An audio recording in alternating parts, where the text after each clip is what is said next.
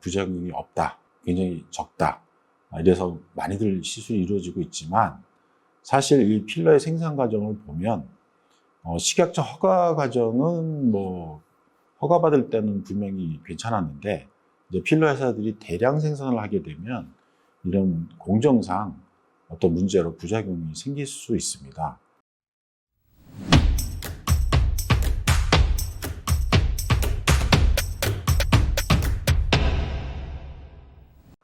안녕하세요. 필러 부작용을 전문적으로 진료보고 있는 최철 원장입니다. 오늘 필러 부작용 중에 사실 과민 면역 반응이라는 게 있는데요. 그 과민 반응이 굉장히 심해서 무슨 세균 감염처럼 보이시는 분도 있지만, 이게 참 부작용인지 애매한 그런 분들도 참 고민스러워 하시거든요. 그래서 이게 약간의 어떤 이물감이 있다든지, 좀 피곤하면 살짝 붓는다든지, 이게 진짜 필러 부작용인지 궁금해 하시면서 내원하시기 때문에 오늘 이 내용에 대해서 좀 설명드릴까 합니다.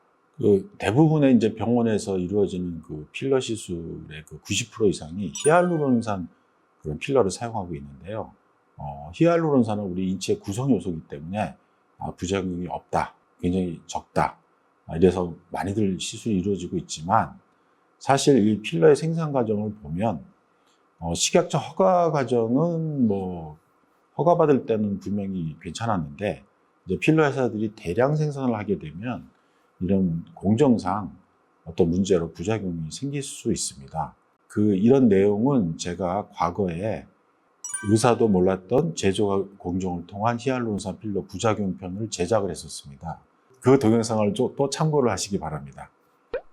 먼저 이런 히알루론산 필러를 공장에서 만들 때 히알루론산의 원료를 큰 탱크에 집어넣고 만들게 되는데, 그 원료를 대부분 따로 만드는 회사가 있습니다. 그래서 이 원료를 만들 때 히알루론산을 만든 세균을 굉장히 증폭을 시켜서 그 안에 있는 히알루론산을 정제를 하는데, 그 과정을 보면 그 세균을 키우기 위해서 세균의 먹이가 되도록 어떤 동물의 혈장이라든지 이런 또 이스트도 넣고 이러면서 불순물들이 많이 들어가게 돼요. 그래서 이게 정제 과정에서 이런 불순물들이 안 걸러지는 경우, 그런 걸 구입해서 필러 회사가 아무리 잘 만들어도 어쩔 수 없이 불순물들이 포함이 돼서 이렇게 좀 과민 면역 반응이 생길 수가 있습니다.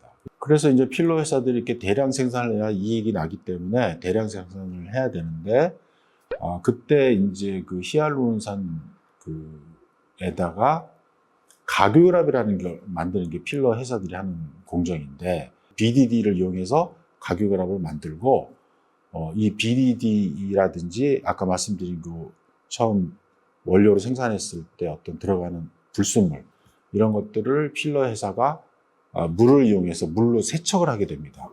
근데 이런 세척 공정이 기술이 좀 부족한 회사들은 세척이 덜 되기 때문에 이런 BDD 같은 화학물질이나 원래 히알루론산을 세균으로부터 추출할 때 나올 수 있는 세균의 단백질, 그다음에 세균의 먹이가 되는 여러 가지 불순물, 이런 것들이 세척이 안 됐을 때 또 이런 과민 면역 반응이 나올 수가 있습니다. 그리고 BDD를 이용해서 가교결합을 만들 때 이 가교결합 자체가 듬성듬성 만들어야 되는데, 이 가교결합이 너무 밀집되게 만든다든지, 그러면 밀집된 곳은 또 필러 회사들이 가교결합을 만들고 세척을 할 때 물로 세척이 잘 안 돼요.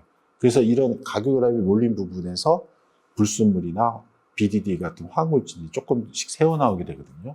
그런 면역 반응이 조금씩 나오는 것입니다.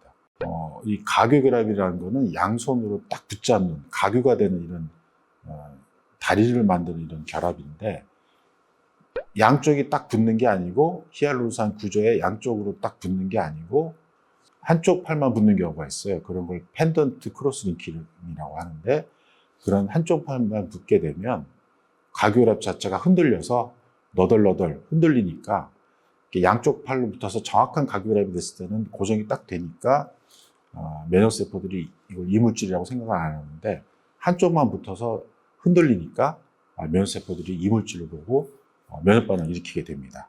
이런 요인으로 인해서 면역 반응이 아주 애매하게 조금 나오는 경우도 생길 수가 있어요.